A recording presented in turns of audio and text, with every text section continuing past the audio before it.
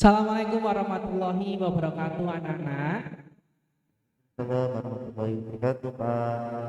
Selamat pagi semuanya. Bagaimana kabarnya? Masih sehat semuanya ya? Tetap semangat ya. Nah, anak-anak semuanya, Bapak ucapkan selamat kepada anak semuanya karena sudah diterima di SMP Negeri 1 Kota Semarang. Nah, kalau dulu kan kelas SD, sekarang sudah kelas 1 SMP. Tepuk tangan buat kita semuanya. Nah, anak-anak, pepatah mengatakan nih, tak kenal maka tak sayang. Biar kita saling kenal dan saling sayang, izinkanlah Bapak untuk kenalan. Perkenalkan, nama saya Muhammad Fauzi Fitri Andika, SPD MPD, NIM 33014185055. Nah, anak-anak, pada pertemuan pertama ini kita akan belajar mengenai studi PPKN ataupun mata pelajaran pendidikan Pancasila dan kewarganegaraan. Nah, tapi sebelum kita belajar, alangkah baiknya kita berdoa terlebih dahulu ya. Oke, ya silakan berdoa. Ketua kelas bisa dipimpin. Ketua kelasnya sudah dibentuk belum? Oh sudah. Oke, silakan Mas Baktiar bisa dipimpin doanya terlebih dahulu. Ya, Pak. Ya, Pak Guru. Oke. Doa. Untuk teman-teman, mohon perhatiannya. Sudah siap? Gerak. Untuk mengawali pembelajaran pada hari ini, marilah kita berdoa menurut kepercayaan masing-masing. Doa, silakan. Doa selesai. Istirahat cepat. Gerak. Alhamdulillah kita sudah berdoa, semoga dengan tadi semoga pembelajaran kita pada pagi hari ini berjalan dengan lancar. Oke, silakan anak-anak semuanya berdiri, kita operasi semut. Apa itu operasi semut?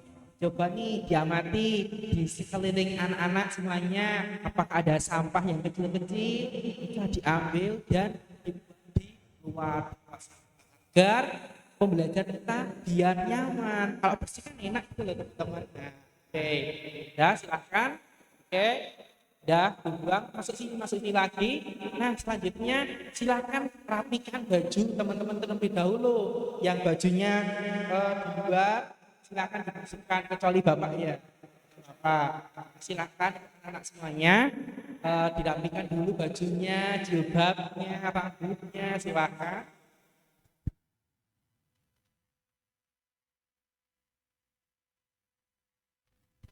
Oke, sudah ya anak-anak. Oke, anak-anak semuanya, pada pagi hari ini kita akan belajar mengenai faktor penyebab keberagaman suku dan budaya dalam masyarakat Indonesia. Nah, anak-anak semuanya, apa yang dimaksud dengan keberagaman? Ada yang tahu? Silakan. Oke, baiklah. Nah, anak-anak, keberagaman adalah suatu kondisi dalam masyarakat yang terdapat banyak perbedaan dalam berbagai bidang. Nah, ini anak-anak, apalagi nih Indonesia merupakan negara kepulauan yang penuh dengan keberagaman dan perbedaan. Nah, perbedaan tersebut meliputi apa saja? Nah, seperti suku, bahasa, ras, agama, dan golongan. Sekali ya anak-anak ya. Nah, anak-anak, perbedaan dalam masyarakat merupakan keberagaman Indonesia yang dapat dirangkai dalam Bhinneka Tunggal Ika. Ada yang tahu apa arti Bhinneka Tunggal Ika?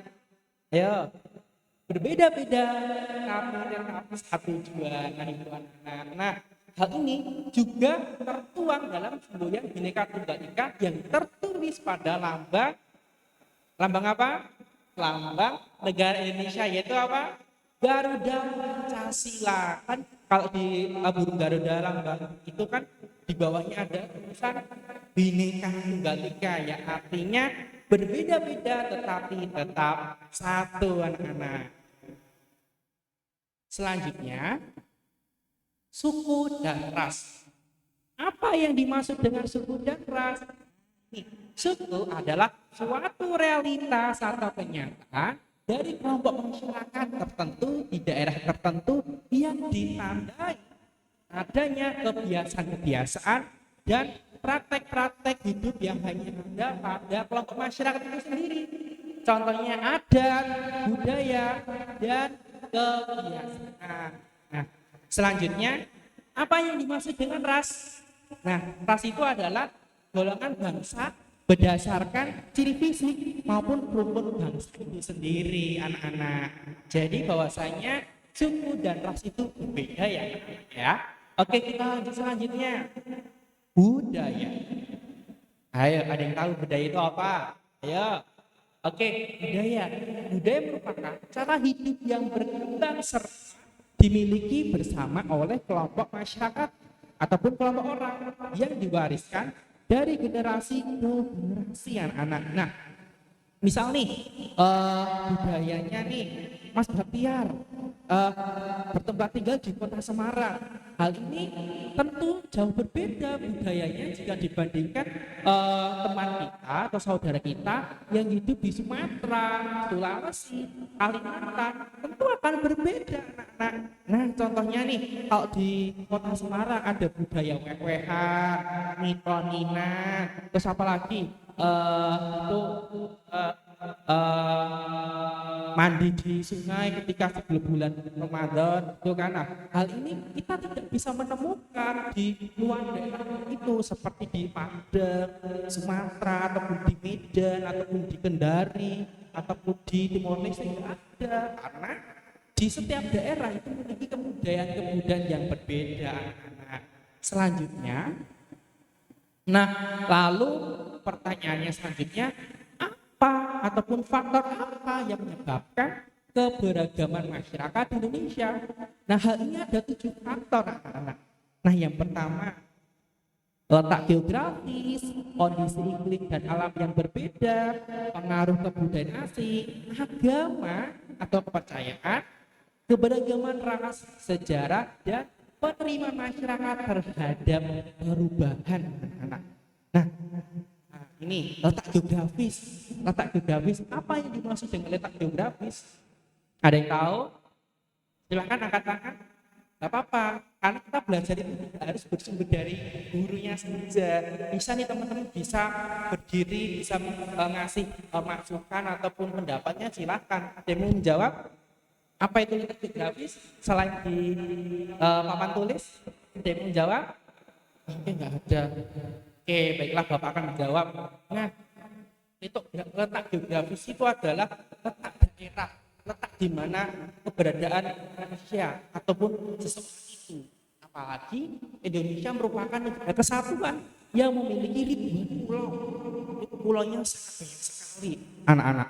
Nah, luas wilayah Indonesia yang besar berpengaruh terhadap banyaknya keberagaman yang dimiliki kondisi itu, menjadikan sumber keberagaman kita seperti suku, budaya, ras, dan golongan. Nah, dengan kondisi tersebut menimbulkan perbedaan dalam masyarakat di Indonesia. Sampai Merauke, dari Miangas sampai Purworejo, itu sekali Indonesia.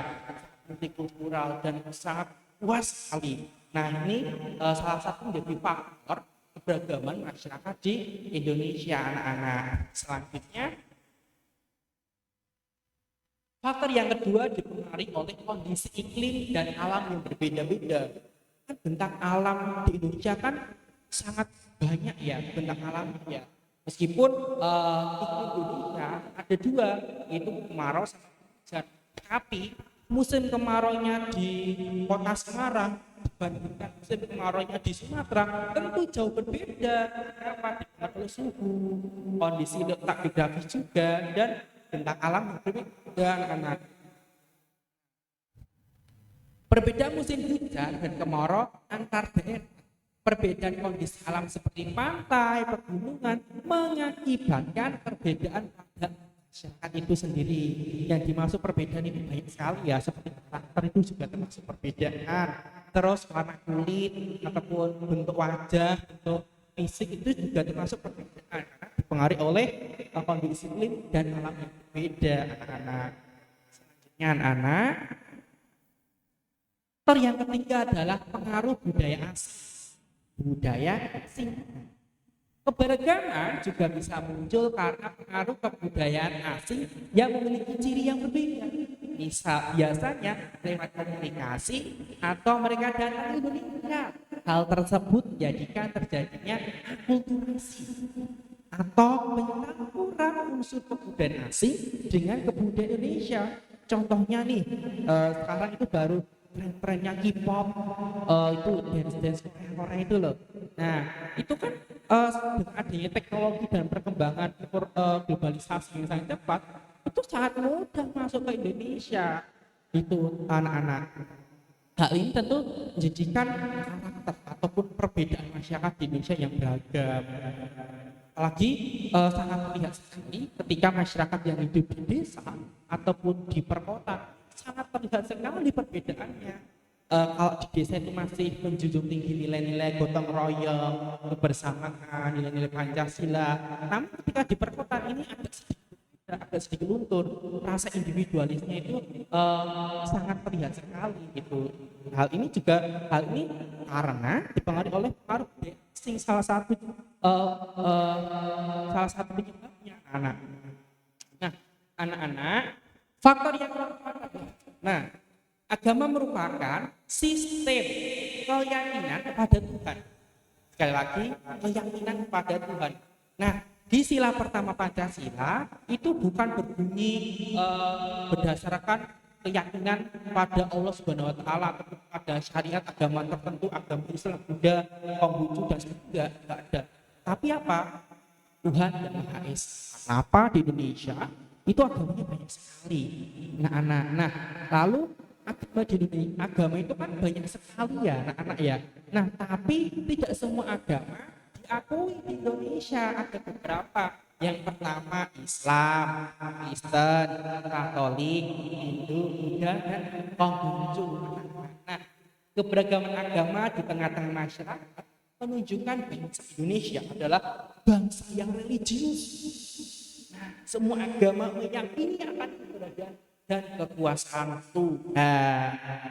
Akan tetapi sistem keyakinan dan ibadah antar satu agama dengan agama yang lain tentu berbeda. Contohnya nih, agama Islam itu cara beribadahnya sholat waktu, subuh, zuhur, asar, maghrib, isya. Hal ini tentu berbeda dengan agama Hindu, harus ke pura ataupun Kristen ke gereja dan sebagainya. Sangat berbeda, anak-anak. Selanjutnya, faktor yang kelima adalah keberagaman ras. Nah, ras di Indonesia itu dalam Undang-Undang Nomor 40 Tahun 2008 tentang penghapusan diskriminasi ras dan etnis menyebutkan ras adalah bangsa berdasarkan ciri fisik dan garis keturunan. Apalagi nih teman-teman, anak-anak, setiap manusia memiliki perbedaan ciri fisik seperti warna kulit, warna dan bentuk rambut, bentuk muka, ukuran badan, bentuk dan warna mata, serta ciri fisik yang lainnya.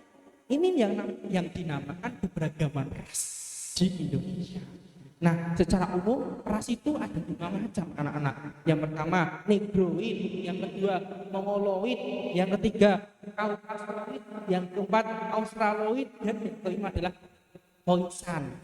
Nah, anak-anak, keberagaman ras penduduk Indonesia setidaknya dapat jadi 4 ras. Malayan, Mongoloid itu biasanya Jawa, Bali, Nusa Tenggara Barat, Kalimantan, dan Sulawesi. Ras Melanosoid itu biasanya kita menemukan Maluku, Nusa Tenggara Timur. Dan yang ketiga ada ras Asiatik Mongoloid seperti orang Cina. Banyak sekali kan di Indonesia ya, orang Cina, Jepang, Korea yang tersebar di seluruh Indonesia. Dan yang terakhir yaitu ras Kaukasoid, yaitu India, Timur Tengah, Australia, Eropa. Anak-anak semuanya, kondisi masyarakat memiliki keberagaman ras terkadang berpotensi menimbulkan konflik, tapi tidak apa-apa. Yang penting dilihat kita harus bersatu. Maka dari itu, setiap warga negara Indonesia diminta ataupun diharuskan Itu untuk menjunjung tinggi rasa persaudaraan, kekerabatan, dan persahabatan hingga terwujud perdamaian. Selanjutnya faktor yang keempat adalah sejarah. Sejarah merupakan satu di antara faktor penyebab keberagaman masyarakat Indonesia. Nah, lagi nih, Indonesia kan ketika dilihat dari sudut pandang sejarah pernah dijajah oleh Jepang sama Belanda. Hal ini otomatis akan memberikan percampuran suku ataupun keberagaman masyarakat di Indonesia. Karena kita melihat dari sudut pandang sejarah. Nah, tiap wilayah bisa memiliki perjalanan sejarah sendiri, seperti daerah itu utara Pulau Jawa itu akulturasi Islam, khususnya agama Islam sangat tinggi. Contoh yang lain di Makassar itu Makassar atau itu kepercayaan selain Islam itu juga ada berbeda-beda. Nah, anak-anak misalnya nih wilayah yang memiliki riwayat sejarah kerajaan Islam kan memiliki ciri khas budaya khusus terkait sejarah ini. Contohnya, Bapak ambil contoh nih anak-anak Kudus sama Demak. Nah, kita kan bersekolah di Semarang. Nah, jarak dari kota Semarang sampai Kudus ataupun Demak itu kan tidak terlalu jauh kan anak-anak. Nah, bisa dilihat nih anak-anak di kota Kudus sama Demak jika dibandingkan dengan kota yang lainnya kan berbeda. Nah, kalau di Kudus sama di Demak itu agama Islamnya ataupun nilai-nilai Islamnya itu sangat terlihat sekali. Mulai dari bangunan masjid, corak-corak masjid, cara berpakaian itu sangat terlihat. Karena apa? Hal ini tentu dipengaruhi oleh sejarah pada waktu lalu zaman dahulu. Nah, yaitu apa? Dipengaruhi oleh ulama-ulama, wali songo dan sebagainya. Tuh, anak-anak. Selanjutnya, faktor yang ketujuh atau faktor yang terakhir yang mempengaruhi keberagaman bangsa Indonesia yaitu apa? Penerimaan masyarakat terhadap perubahan. Sekali lagi yang anak, penerimaan masyarakat terhadap perubahan. Nah, faktor penyebab keberagaman masyarakat Indonesia yang terakhir adalah bagaimana sikap masyarakat terhadap perubahan yang ada. Nah, sikap masyarakat sangat berpengaruh terhadap pembentukan budaya dan keberagaman. Nah teman-teman, ini anak-anak, ada masyarakat yang bisa menerima masuknya kebudayaan baru, ada juga masyarakat yang menutup kemungkinan masuknya kebudayaan baru. Nah, perbedaan inilah yang menciptakan keberagaman budaya dan pandangan di Indonesia. Contohnya nih, kalau kita tinggal di Semarang, Boyolali, ataupun kota-kota ataupun daerah yang lainnya, kita welcome saja menerima kebudayaan baru. Tapi kita ambil contoh daerah yang sistemnya tertutup. Ini tidak ada niatan yang buruk ya Bapak ya. Cuma kita belajar saja seperti di masyarakat Samin. Nah, masyarakat Samin yang tinggal di Blora itu tertutup sekali, tidak mau menerima kebudayaan-kebudayaan yang sekiranya merusak kebudayaan dari nenek moyang. Nah, di masyarakat Samin itu sangat menjunjung nilai kebersamaan, kejujuran, dan gotong royong. Tuan anak. Contohnya lain seperti masyarakat yang hidup di Papua. Nah, itu ada beberapa suku di Papua yang sifatnya juga tertutup ataupun di Kalimantan itu juga ada sangat banyak sekali anak-anak. Nah, ini demikian adalah faktor-faktor penyebab keberagaman masyarakat di Indonesia. Nah, anak-anak, kita sudah di penghujung materi, penghujung pembelajaran kita pada pagi hari ini. Kita sudah belajar banyak sekali, yaitu yang membahas mengenai faktor-faktor penyebab keberagaman masyarakat di Indonesia. Nah, anak-anak, ada yang mau ditanyakan? Silakan. Mas Baktiar, Mas Halim, Mbak Hartini, Mas Indra, ada yang ditanyakan? Silakan kalau ingin bertanya. Oh, tidak ada yang bertanya. Oke, kalau tidak ada yang bertanya, berarti Bapak Fauzi menganggap kalian paham semua. anggap kalian tahu, ngerti gitu. Tapi nanti kalau sekiranya tidak paham ataupun pengen ditanyakan, silahkan nanti ditanyakan setelah kita selesai belajar ya. Nah, untuk pertemuan selanjutnya anak-anak, Bapak akan memberikan tugas kepada anak-anak semuanya. Buatlah 5 kelompok, satu kelompok beranggotakan 5 anak. Carilah bentuk keragaman yang ada di sekolah ini. Nah, di SMP Negeri 1 Semarang. Kita kan bersekolah di SMP Negeri 1 Kota Semarang. Nah, silahkan anak-anak mencari keberagaman di sekolah kita. Nah, nanti diketik di board, MS Word, lalu dikirim ke email Bapak ya. Ke email Bapak yaitu pakozi18@gmail.com. Oke, sudah cukup jelas anak-anak untuk tugasnya? Oke, jelas. Baiklah anak-anak semuanya, demikian pemaparan materi mengenai pertemuan pertama pendidikan Pancasila dan kewarganegaraan pada hari ini. Apabila Bapak Fauzi memiliki kesalahan dalam menutur kata yang baik disengaja ataupun tidak, mohon maaf sebesar-besarnya. Oke, sebelum Bapak tutup, Bapak yang pantun nih buat anak-anak semuanya. Jalan-jalan ke Semarang, jangan lupa membeli ikan. Tak kenal maka tak sayang, izinkanlah saya untuk kenalan. Oke, tapi kan kita udah kenalan ya.